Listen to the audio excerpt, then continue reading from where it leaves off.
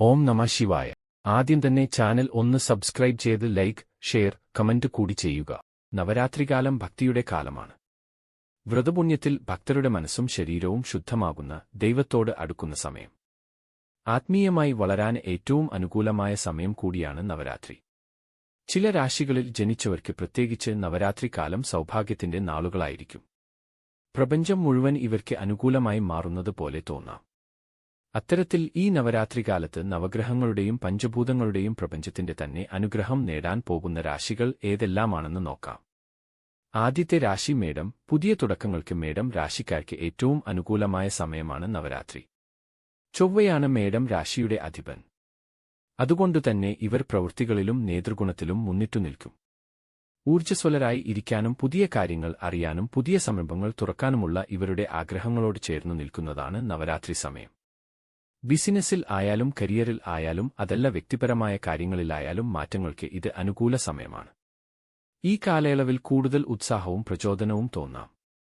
അതുകൊണ്ടുതന്നെ ലക്ഷ്യങ്ങളിലേക്ക് എത്താൻ ഈ സമയത്തെ മേടം രാശിക്കാർ ഉപയോഗപ്പെടുത്തും.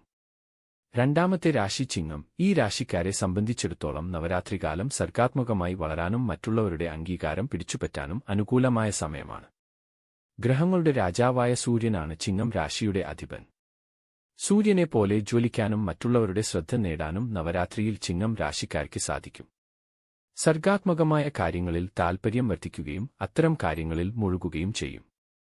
വ്യക്തിപരമായതോ ജോലിസംബന്ധമായതോ ആയ കാര്യങ്ങളിൽ കൂടുതൽ ഉത്സാഹത്തോടെ പ്രവർത്തിക്കാനും അതിന് തക്കതായ ഫലവും അംഗീകാരവും ലഭിക്കാനും ഇടവരും.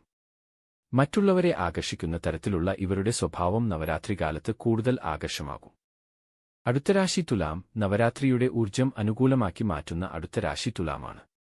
തുലാം രാശിക്കാർ പുതിയ ബന്ധങ്ങളും പഴയ ബന്ധങ്ങളും ഒന്നിച്ചുകയാണ്ടു പോകാനും അതിൽ സന്തോഷം കണ്ടെത്താനുമാണ് ഈ കാലത്തെ ഉപയോഗപ്പെടുത്തുക. ശുക്രനാണ് തുലാം രാശിയുടെ അധിപൻ. ജീവിതത്തിന്റെ എല്ലാ മേഖലകളോടും തികഞ്ഞ അർപ്പണ മനോഭാവത്തോടെ ബന്ധം പുലർത്താൻ സാധിക്കും.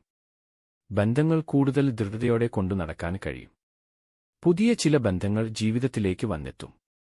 എല്ലാ ബന്ധങ്ങളിലും അർത്ഥവും സഫലതയും കണ്ടെത്താൻ കഴിയും. പ്രണയബന്ധങ്ങൾക്കും പങ്കാളിത്തങ്ങൾക്കും വളരെ അനുകൂലമായ കാലം കൂടിയാണിത്. സൗഹൃദങ്ങളോടും സൗന്ദര്യത്തോടുമുള്ള ഈ രാശിക്കാരുടെ അഭിനിവേശം സഫലമാക്കാൻ നവരാത്രിക്ക് സാധിക്കും. അടുത്തത് വൃശ്ചികം രാശിയാണ്. ഈ രാശിക്കാരെ സംബന്ധിച്ചിടത്തോളം ഈ നവരാത്രിക്കാലം ജീവിതത്തിലെ ഏറ്റവും നിർണായകമായ സമയമാണ്. ഇവർ ജീവിതം ആകെപ്പാടെ മാറാൻ പോകുകയാണ്. ആത്മീയമായ വളർച്ച ഇവരുടെ ജീവിതത്തിലുണ്ടാകും. ചൊവ്വയും പ്ലൂട്ടോയും അധിപനായുള്ള രാശിയാണ് വൃശ്ചികം. അതുകൊണ്ട് തന്നെ മാറ്റങ്ങളോട് പൊരുത്തപ്പെടുകയും ആഴത്തിലുള്ള വൈകാരിക മാറ്റങ്ങളിലൂടെ കടന്നുപോകുകയും ചെയ്യുന്ന രാശിയാണ് വൃശ്ചികം.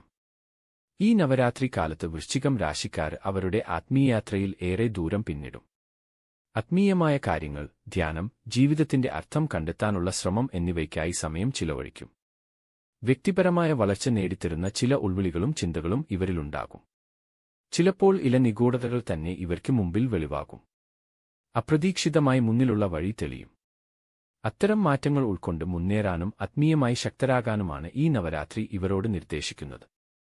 അടുത്തത് മീനം രാശിയാണ്. നവരാത്രിയുടെ പുണ്യത്തിലൂടെ ആത്മീയമായ ഉണർവും മനഃശാന്തിയുമാണ് മീനം രാശിക്കാർക്ക് കൈവരാൻ പോകുന്നത്. നെപ്റ്റ്യൂൺ ആണ് മീനത്തിന്റെ അധിപൻ.